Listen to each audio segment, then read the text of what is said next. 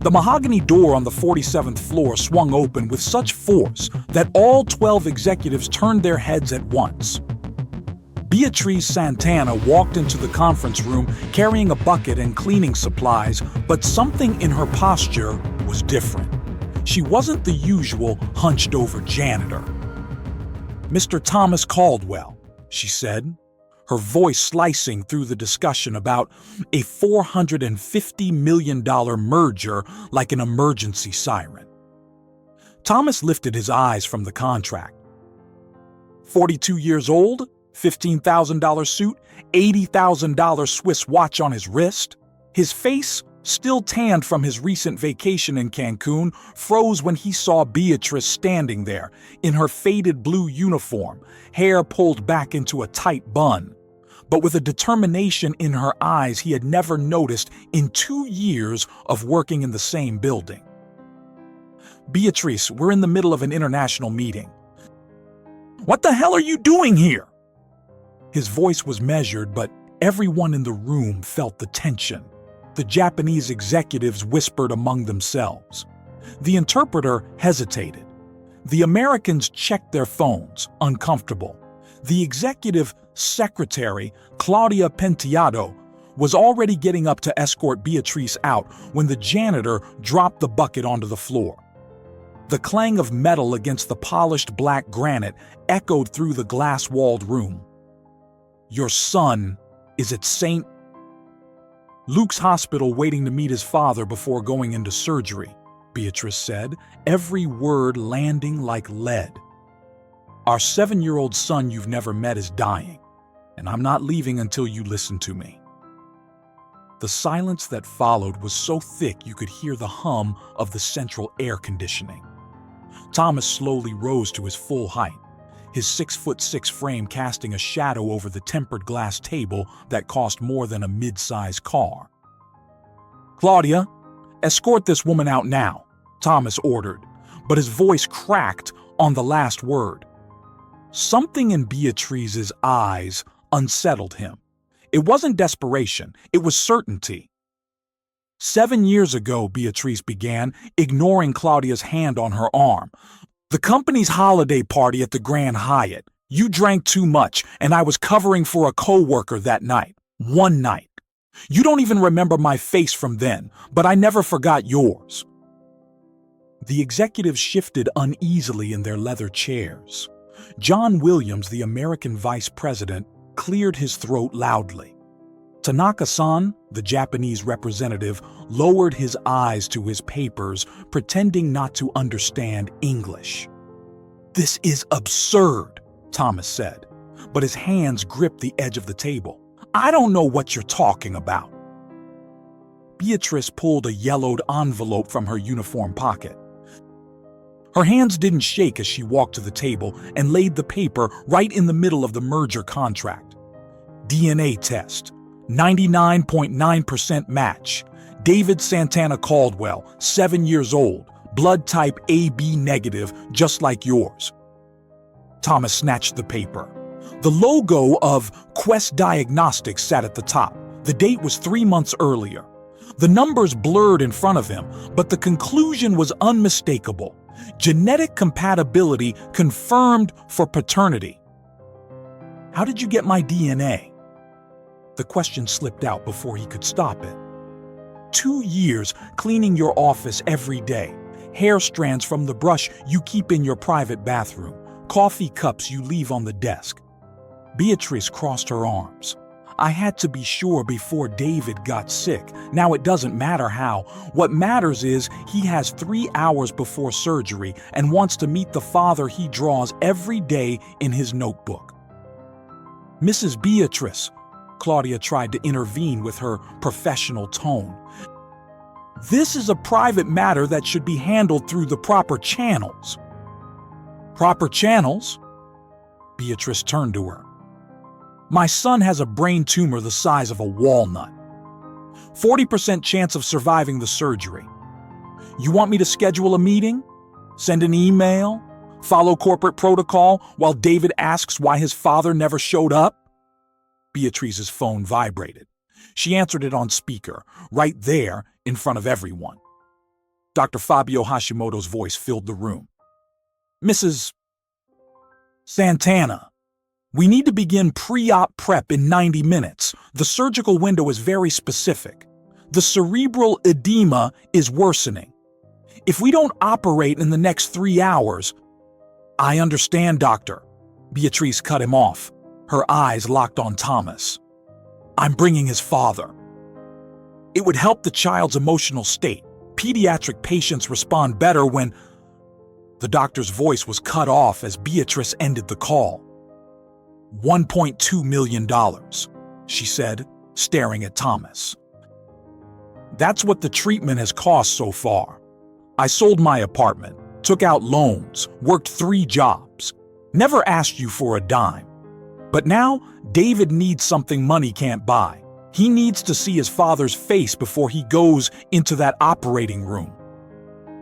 Thomas, John Williams cleared his throat. We need that signature in 30 minutes, or the Japanese board goes back to Tokyo. Nakamura Corporation does not wait, Tanaka-san said in English for the first time, his accent sharp. $450 million, largest merger in the sector in 10 years. Thomas looked from the contract to Beatrice, to the DNA test, to the expectant faces of the executives. 15 years of building his corporate empire on one side, a child he had never met on the other. Do you know what it's like to draw a father you've never seen? Beatrice asked the whole room. David has a notebook, 200 drawings, all trying to imagine Thomas Caldwell's face. He cuts pictures of businessmen from magazines, pastes them on the wall, tells his classmates his dad travels a lot. That's why he can't come to parent-teacher conferences. This is emotional blackmail, Thomas said, but his voice had lost its edge. This is the truth. A truth you had the luxury to ignore for 7 years while I cleaned your office pregnant, then with him strapped to my back as a baby, then racing between hospitals. Beatrice picked up the bucket from the floor. You have 3 hours to decide whether you'll be the man who signed the biggest deal of his career or the father who held his son's hand before surgery. I'll be at St. Luke's, pediatric wing, room 312. She turned to leave, then stopped at the door. Oh, and David has your eyes. Same green eyes, same face shape. Anyone who looks will know he's your son, including these gentlemen here when the story leaks. Because it will leak. Stories like this always do. Thomas arrived at St. Luke's Hospital 40 minutes later. He drove his black Porsche Cayenne himself. No driver, no bodyguards. For the first time in years, his hands trembled on the wheel. The pediatric hallway smelled of disinfectant mixed with something sweet, maybe the strawberry stickers decorating the walls. Every step on the beige linoleum echoed his hesitation. Room 312. The door was slightly ajar. He stopped outside, peeking through the gap. Beatrice sat beside a small hospital bed. Without the janitor's uniform, wearing a plain white blouse and jeans, she looked younger. 35, he guessed. Brown hair loose over her shoulders as she leaned over something. But it was the boy who stole his breath. David was sitting on the bed, focused on a sketchbook. His head shaved on one side, a bandage covering part of his scalp. Too thin for 7, the hospital gown swallowing his small frame, but the face. Thomas saw himself at 7 in the photos his mother kept. Same green eyes, same determined chin, same furrowed brow when concentrating. Mom, look. David held up the drawing. I made Dad again, but this time I put him in a rocket ship.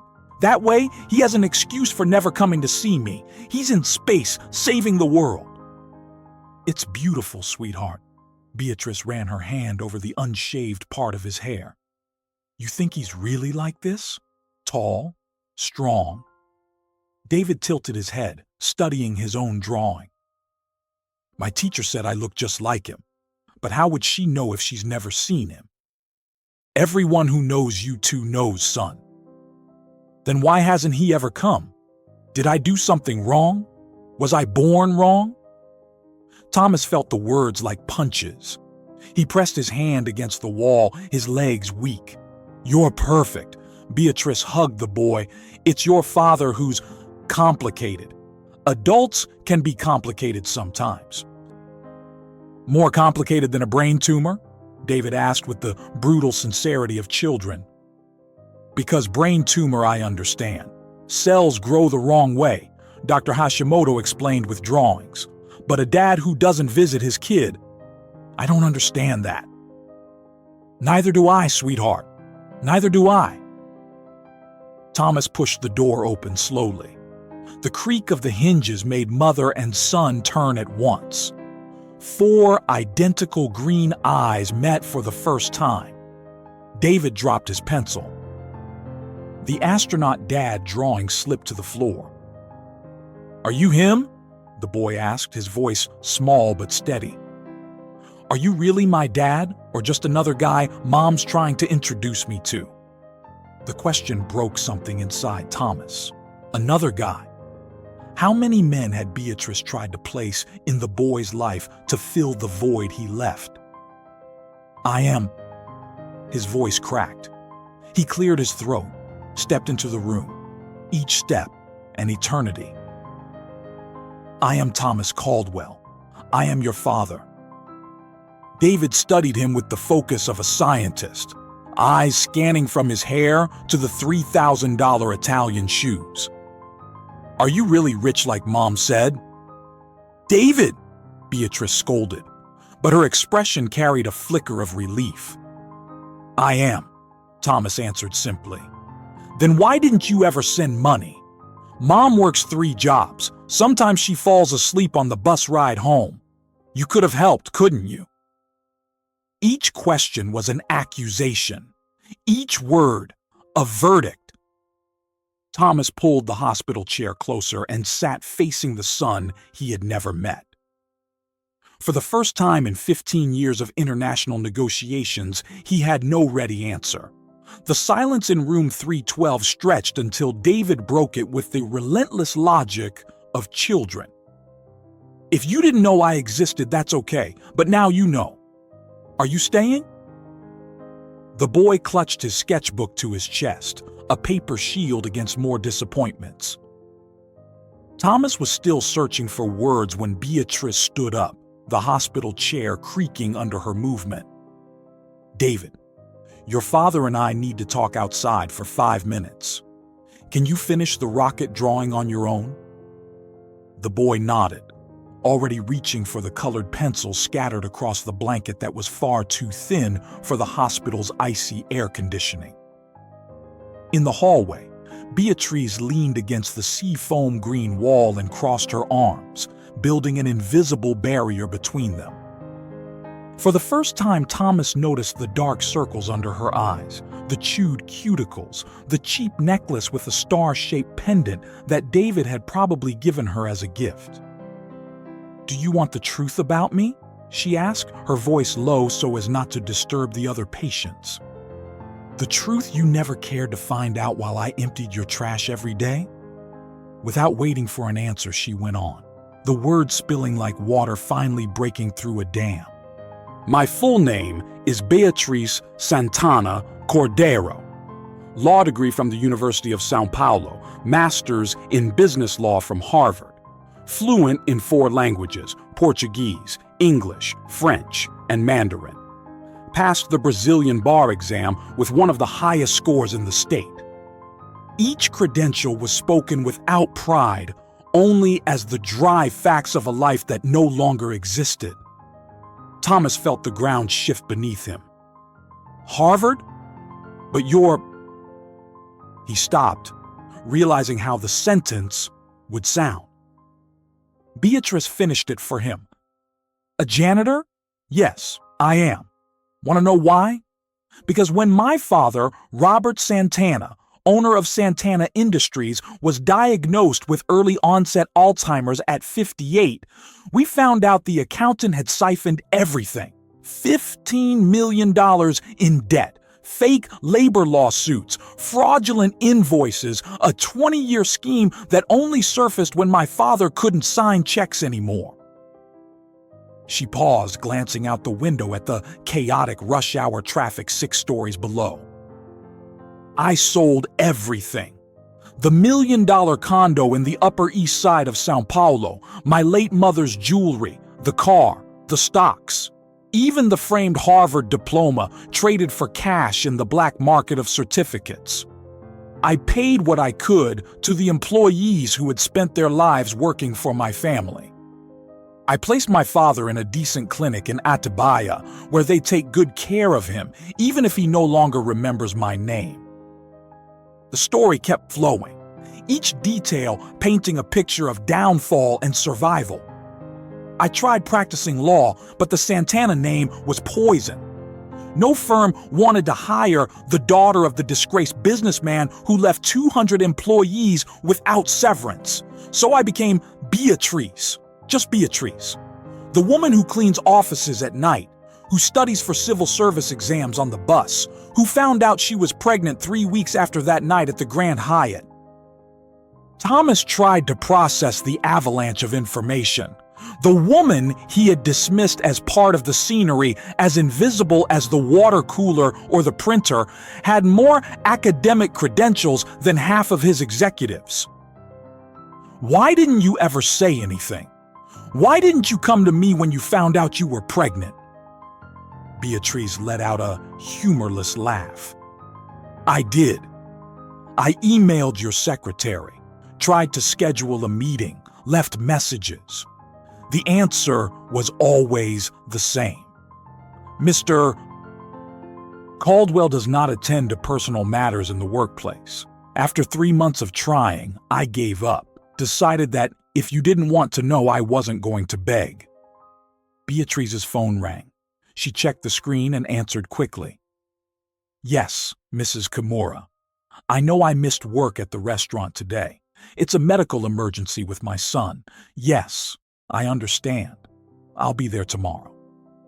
She hung up and slipped the phone into the pocket of her worn jeans. 3 jobs, she explained before Thomas could ask. Janitor in your office Monday through Friday, 5 to 9 a.m. Kitchen assistant at the Japanese restaurant from 11 to 3. House cleaner 3 nights a week. On Saturdays, when David isn't in treatment, I clean medical offices. Sundays are ours, just ours. We go to the park, eat popcorn, pretend life is normal. Thomas did the math quickly. More than 70 hours of manual labor a week. How did you manage to pay $1.2 million for the treatment? The question came out before he could filter it. I sold the last apartment I'd managed to keep, a tiny studio into Queens-like Guarulhos. $400,000. Borrowed $300,000 from a loan shark. Yes, a loan shark. Because banks don't lend to janitors. 20% interest a month. I sold my blood, my plasma, everything I could legally sell. I ran an online campaign, raised $200,000. David's doctors at the public hospital pooled together $50,000 of their own. Can you believe that? People who earned so little gave what they had. The rest I still owe. She turned to face him directly, and Thomas saw in her eyes the weight of 7 years of carrying the world alone. You know what hurt the most? 2 years ago, I got a job offer, a law firm in New York. $300,000 a year to handle the Asian contracts. My Mandarin caught their attention in an online international law forum. I turned it down. Want to know why? Because David's treatment is here. His doctors are here. And deep down, because I still hoped one day you'd look down and notice the woman cleaning your office, see past the blue uniform. But you never did. A nurse wheeled a gurney with a child even younger than David past them. Beatrice waited until the sound faded before continuing. 6 months ago, David started getting headaches. I thought it was school. Too much effort, too much studying. He's the best in his class, did you know? Even with all the absences. His teacher says he has exceptional talent for math, like you, I suppose. Thomas remembered his own math competition medals, boxed away in his mother's house. Genetic traits passed down like unasked for inheritance. When the headaches worsened, I took him to the public clinic. They said it was childhood migraines, prescribed acetaminophen, but a mother knows. I saved for 3 months to afford a private neurologist. Her voice dropped as she relived it. Dr. Hashimoto ordered an MRI immediately.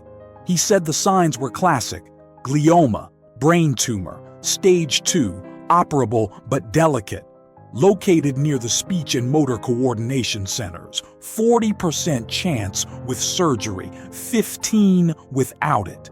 Numbers. My son's life reduced to statistics. She rubbed her eyes with the back of her hand, a gesture so weary that Thomas felt the physical weight of those 6 months. You know when I decided to find you. When David asked if he would die without ever meeting his father. It wasn't about money, Thomas. It was because if something happens in that operating room, he deserves to know he had a father.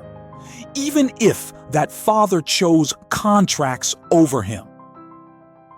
The sharp click of heels echoed down the hallway. Both turned their heads. Claudia Penteado came hurrying toward them, tablet in hand, Bluetooth in her ear, corporate efficiency completely out of place in this world of fear and hope.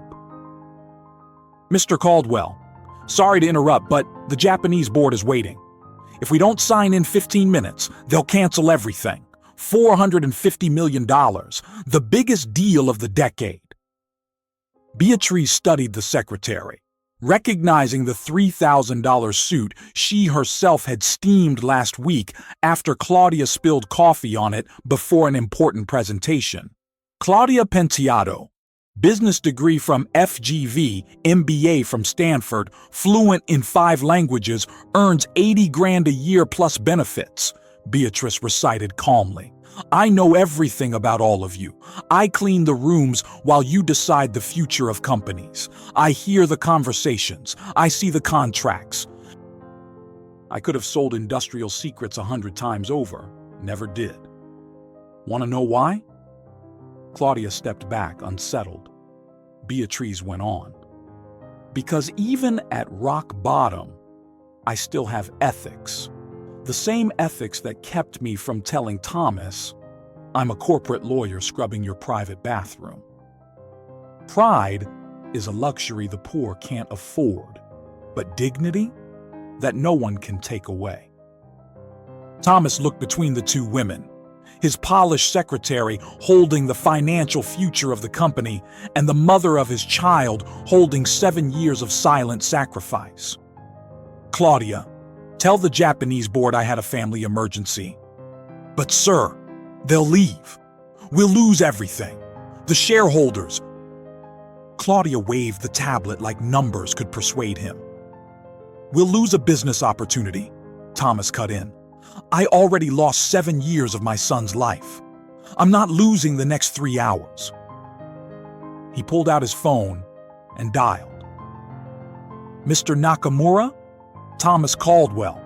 I'm sorry, but I won't be able to sign today. My son is about to undergo high-risk surgery. Yes, son. 7 years old. It's a long story. Beatrice's eyes widened. Thomas switched to fluent Japanese, saying something about family honor and priorities. When he hung up, Claudia was pale. You just threw away $450 million. No, Thomas said, looking through the half-open door where David kept sketching. I just chose something worth more. Claudia, clear my calendar for the week. Everything. The secretary stormed off, the echo of her heels fading down the corridor. Beatrice studied Thomas, searching for signs of regret. You'll regret this when the adrenaline wears off. 450 million isn't money you walk away from without consequences. You know what has no price? Thomas asked, more to himself than to her. Time. I can make another $400 million deal. I can't buy back David's first steps, his first words, his first day of school. I can't buy back 7 years. He drew in a long breath, the weight of the realization finally sinking in. I became the kind of father I hated in my own father.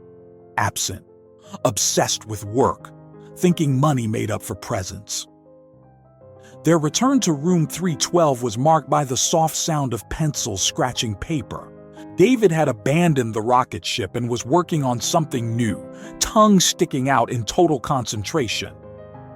When Thomas and Beatrice entered, he lifted his head and studied them with the sharp perception children with illness develop too soon.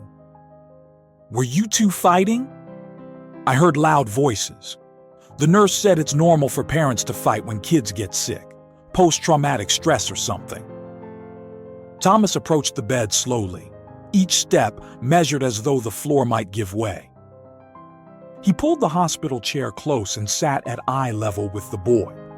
Up close, the resemblance was even stronger, not just physical, but in mannerisms, the way he tilted his head when thinking, the way he tapped his fingers when nervous. We weren't fighting. We were talking about you, about how I didn't know you existed until today. David carefully set his drawing aside, his movements slow and deliberate, like someone who has learned energy is a scarce resource. Mom said you're really important, that you have a big company, that you do business with people all over the world. Is that true? The question carried pure curiosity, no judgment, just a child trying to piece together the puzzle of his absent father. It's true, Thomas confirmed, noticing the slight tremor in David's small hands, whether from the medication or the tumor, he couldn't tell. But none of that is more important than you. I learned that today. The boy processed the words with the seriousness of an adult, then picked up his sketchbook and began flipping through the pages. Want to see how I imagined you? I made 237 drawings. I counted them all. Some you're an astronaut, others a pirate, a few where you're a doctor saving people. Each page he turned was a punch to Thomas's chest. Years of absence documented in crayons and markers. An imaginary father in every heroic profession a child can conceive. In none of the drawings was the father sitting behind a desk signing contracts. This one's my favorite, David said, showing a page where the drawn father held a small boy's hand. I made it when I was 5. You're teaching me to ride a bike.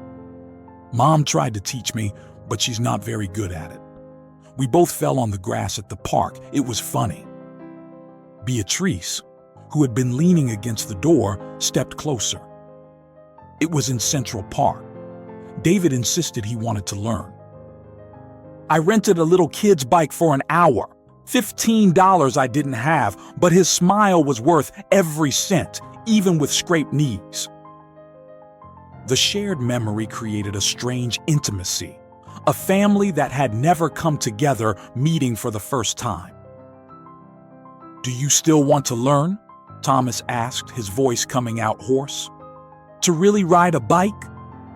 David touched the bandage on his head, the automatic gesture of someone used to his own fragility. Dr. Hashimoto said that after the surgery, if everything goes right, I'll need to relearn some things. Motor coordination might be affected, but he said kids are plastic. I didn't totally get it, but I think it's good. Neuroplasticity, Thomas explained, surprising himself with the knowledge. It means your young brain can form new pathways, adapt. It is a very good thing. David smiled for the first time since Thomas had entered the room, and it was like sunlight breaking through storm clouds.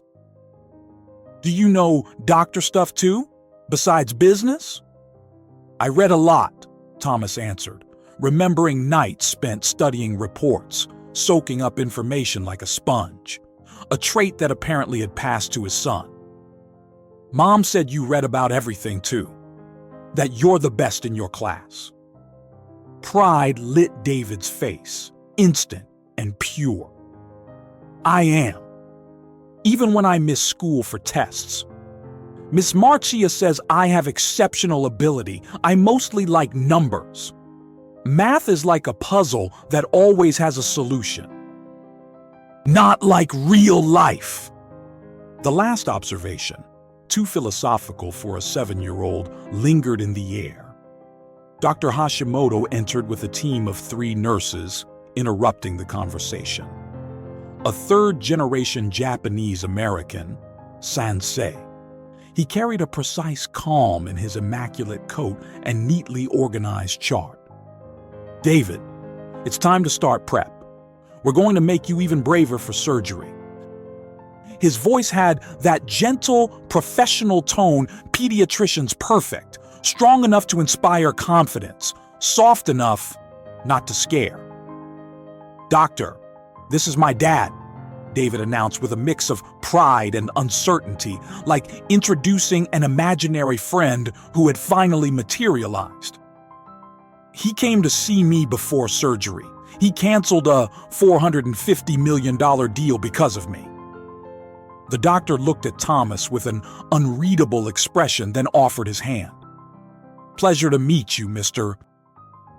Caldwell. David talks about you, about how you must be too busy to ever visit. The handshake was firm and professional, but there was judgment in the doctor's eyes. Thomas held the gaze, accepting the silent verdict. Doctor, what exactly is the procedure? Beatrice explained the basics, but I need to understand everything. The need to control through information, typical of someone who runs companies, surfaced in the most uncontrollable situation possible. Hashimoto picked up a tablet and showed the MRI images. Low-grade glioma, 2.8 centimeters, located in the left temporal lobe near Broca's area. We'll perform an awake craniotomy. David will be sedated but conscious during part of the procedure so we can monitor speech and motor functions. It's the safest approach to preserve neurological function. David listened carefully, then asked with devastating simplicity, if something goes wrong, will I forget my dad? I mean, now that I finally met him? The question hung in the air like an unintentional accusation. 7 years with no memories to lose, just one day to perhaps forget. We're not going to let anything go wrong, Hashimoto replied with the practiced confidence of someone who can't guarantee outcomes but must sustain hope. I have 15 years of experience in pediatric neurosurgery. I've done over 300 similar procedures. Your mom chose the best team she could. He looked at Beatrice with genuine respect. I know what it took to get you here, David. We won't waste this chance. The nurses began the prep, placing an IV, checking vitals, administering pre-anesthesia. David squeezed Thomas's hand with surprising strength. Will you be here when I wake up? Promise? You can't promise and disappear like the other times I imagined. The accusation inside the question cut deeper than any direct confrontation. I'll be here, Thomas promised, feeling the weight of all the promises never made, all the moments lost. I'll be here when you go in, when you come out, and every day after that. David searched his face for any sign of a lie, then relaxed. Okay. Mom, will you stay on the other side? That way I have a parent on each side. Finally a complete family, even if it's just for 3 hours. Beatrice took his other hand, silent tears running down her tired face. Always, sweetheart. Always. The hospital gurney began to move, wheels squeaking softly over the vinyl floor. Thomas and Beatrice walked alongside, each holding one of David's hands, united for the first time in 7 years over 50 yards of hospital corridor. At the entrance to the surgical suite, they had to stop. The red line on the floor marked the limit for companions. "This is as far as you can go," the head nurse explained. "David is in excellent hands. The surgery should last between 4 and 5 hours. There's a family waiting room right over there." David looked at both parents, memorizing their faces. "If I die," he began, but Beatrice cut him off. "You're not going to die. You're going to live, and you're going to have the dad you always wanted." The boy shook his head. "But if I do, I want you two to be friends. You don't have to get married or anything, just friends, so you can tell each other stories about me." The automatic doors sighed open. Their last glimpse was of David waving, too small on the big gurney, too brave for his 7 years, heading into a room where 40% felt at once like everything and nowhere near enough. The surgical waiting room was a beige limbo of uncomfortable chairs and a muted TV playing a cooking show no one watched. Thomas and Beatrice sat in opposite corners, the silence between them heavy as a wet blanket. 15 minutes passed before Thomas's phone exploded with notifications. 43 messages, 18 missed calls, 12 urgent emails. He answered the 19th call because it was from the chairman of the board. "Caldwell, have you lost your mind?" Armando Guimaraes' voice blasted through the speakerphone Thomas hadn't realized he'd activated. "The Japanese are flying back to Tokyo, $450 million down the drain. The shareholders are in an uproar. The market already reacted. We've lost 12% of our market cap in an hour." Beatrice watched Thomas absorb each financial blow without moving from the hard plastic chair. "Armando, my son is in brain surgery right now. 40% chance of survival, 7 years, I didn't know he existed. Tell me, what's that worth in shares?" The silence on the other end lasted 3 seconds before the pragmatic reply. "It's worth 450 million, Thomas. Simple math." "Then do this math," Thomas said, his voice taking on a chill Beatrice recognized from corporate hallways. 15 years building an empire, 0 known children, 2 ex-wives who married the money, no real friends. Only partners, subordinates, and leeches. What's it worth to discover you have a son who's drawn you as a hero for 7 years without ever seeing your face? What's the ticker for that? Armando switched tactics. "The Japanese are still at the airport. Their flight leaves at 10 p.m. It's 7:30 now. You have 2.5 hours to get there. Sign and save the deal. The driver's already on his way to the hospital." Thomas looked at the clock on the wall, then at the operating room doors where a red light signaled surgery in progress. "Tell the driver to turn around. I'm not leaving."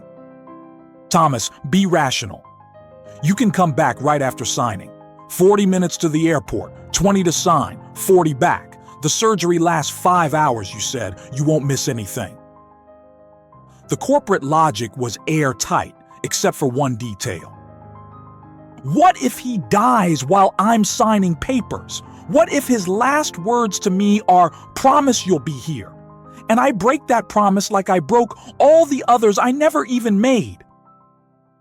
Across the waiting room, Beatrice lifted her head. In 2 years of cleaning Thomas's office, she had seen him close billion-dollar deals without blinking. Now she watched him choose between his empire and a promise to a 7-year-old child. "Caldwell," Armando tried one last gambit. "If you don't go, I'll call an extraordinary meeting. Vote of no confidence. You could lose the presidency." "Then call it," Thomas said, and hung up. The phone immediately started ringing again. He powered it down completely and tossed it into the waiting room trash. Beatrice watched the $5,000 device land among coffee cups and used tissues. "You just threw away a lot more than a phone," she said, breaking the silence between them. "I threw away 15 years of the wrong priorities." Thomas stood and walked to the window overlooking the parking lot. Down below, he could see his black Porsche Cayenne next to an old white hatchback that was probably Beatrice's. Two worlds parked side by side. "You know what I learned today? That you can be fluent in Mandarin and still be scrubbing bathrooms. That a child can draw his father 200 times without ever seeing his face. That 40% can feel like everything and nothing at the same time." The first hour passed in silence. The second brought fragmented conversation, memories shared from different angles. "That night at the Grand Hyatt," Thomas began, staring at his hands. "I remember you, not the fill-in caterer, the woman who quoted Machado de Assis while I talked markets, who corrected my Mandarin when I tried to show off. I thought you were a literature major working events to pay tuition." Beatrice let out a humorless laugh. "I had just lost everything. 3 weeks selling the last of my family's assets. I took the extra shift because I needed every cent. You were celebrating your third acquisition, champagne at $3,000 a bottle. I was silently calculating how many payments that would cover at my father's clinic. Why didn't you tell me who you really were?" The question Thomas had asked himself for hours finally found a voice. Beatrice took her time, sorting through 7 years of thoughts. "Because that night, I didn't want to be the ruined daughter of a disgraced businessman. I wanted to be just a woman talking to an interesting man. For a few hours, I pretended my life hadn't collapsed. You talked expansion, and I pretended I still had a future. It was cruel of me, I know. Cruel was me not remembering your name the next day," Thomas admitted. "I woke up at the hotel, saw the note you left with your number, and threw it away. Just another drunken night after a big deal. It never crossed my mind to call."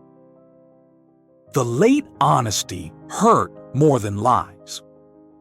"When you showed up pregnant at the office, I truly didn't recognize you. You'd cut your hair, you were thinner, and the uniform changed everything." The third hour brought Dr. Hashimoto with an update. "We removed 70% of the tumor. David is responding well. Neurological functions are intact. 2 more hours to finish and close." The relief was physical, as if air had returned to their lungs. "Did he say anything?" Beatrice asked. "He asked if his dad was still waiting. We confirmed you were. He smiled and said, 'Then it was worth it.'" The fourth hour was full of small revelations. Thomas learned that David was allergic to peanuts, slept with the hallway light on, and collected rocks from the park thinking they were treasures. Beatrice learned that Thomas drew when he was a child, that he lost his father at 12, that he'd built an empire trying to prove something to a ghost. In the fifth hour, when the red light finally went off and the door opened, they were sitting side by side, not as ex-lovers or estranged parents, but as 2 survivors of the same shipwreck. Hashimoto stepped out, pulling off his surgical mask, the fatigue of 5 hours of millimetric precision visible in his shoulders. Surgery was successful.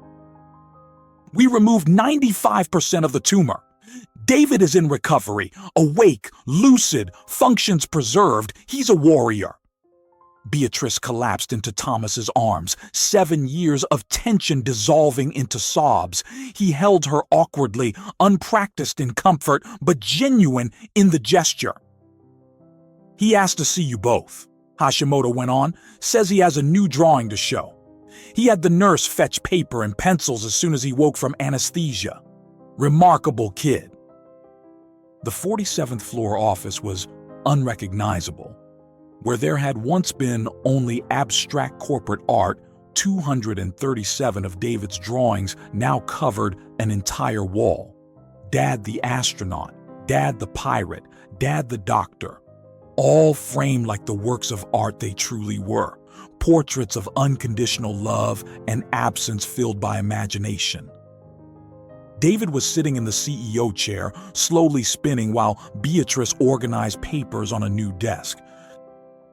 No longer a janitor, but general counsel of Caldwell Enterprises, a role created specifically for someone with a Harvard master's degree who literally knew the company from the ground up. "Mom, look, I can spin without getting dizzy," David demonstrated, hair beginning to grow over the scar that was already becoming a war story to impress classmates. "Easy, sweetheart." Dr. Hashimoto said no overdoing it yet. Beatrice didn't look up from the contract she was reviewing, but her smile betrayed a relaxation she hadn't felt in 7 years. Post-op care was fully covered by the new health plan. The loan shark debts had been paid off. The small apartment they'd bought back was turned into the office for the foundation they were creating. Thomas walked in carrying 3 bike helmets. "Ready for class?" He had kept his promise. Every afternoon at 5 o'clock, no matter the meetings or crises, he picked up David and headed to Central Park to practice. It had been 2 weeks and the boy could already pedal 150 feet without help. Small victories worth more than big deals. "Dad, did you see my new drawing?" David held up a page with 3 people holding hands. "It's our family. You're not invisible anymore. You're right here. Life-size, no superhero costume, just you." It was the first drawing where Thomas appeared as he really was. Simple suit, crooked smile, present. "It's perfect," Thomas said, and it was true. After losing the board vote and being moved down to executive director, he found he had more time. After selling the Porsche to offset part of the losses with the Japanese deal, he discovered a regular Toyota could fit a kid's bike in the trunk. After splitting the penthouse and buying a 3-bedroom in the same building as Beatrice, he discovered that being neighbors mattered more than square footage. The David Santana Caldwell Foundation for Children with Brain Tumors had been registered the previous week. $50 million in initial assets, half of what remained of Thomas's fortune after the losses. The other half went into a fund for David's education and the payoff of all Beatrice's debts. "Real wealth," he said when signing the papers, "is sleeping without owing anyone and waking up to your kid asking for pancakes." Claudia Penteado stepped into the room, still uneasy with the new dynamic. "Mr. Caldwell, Nakamura Corporation called. They want to reschedule the meeting. They said they admire executives who put family first. They're proposing $200 million to start a smaller partnership." Thomas looked at David spinning in the chair, at Beatrice smiling over contracts, at the drawings on the wall. "Set it for next week, Claudia.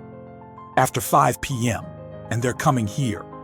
I want them to meet my son." David stopped spinning and ran to hug his father. "I'm going to meet the Japanese team? Can I show them I can count to 10 in Japanese? Mom's teaching me Mandarin too." Beatrice joined them, and for the first time in 7 years, they formed the triangle that should have existed from the start. Not perfect. Perfection is for business, not families, but real, present, visible. "You know what I learned?" Thomas said, more to himself than to them. "That the $450 million I lost that day was worth less than the 45 minutes I gained holding your hand before surgery. That 7 lost years hurt more than a 70% drop in shares. That a visible child is worth more than an invisible empire." David looked up, those green eyes identical to his father's, shining with the early wisdom of someone who had faced death and chosen life. "Dad, you're not the rocket ship dad anymore. You're the bike dad. That's better, because it's real. And as the sun set over New York City, bathing the office in gold, three people whom fate had separated and choice had reunited walked together to the elevator. In the parking garage, three bicycles waited, one too big, one too small, one just right. Like real families, imperfect in size, perfect in purpose. Thomas Caldwell had lost an empire and gained a universe. He discovered that an invisible father who becomes visible is worth more than any deal. And David? David finally had a dad he could draw from memory, not imagination.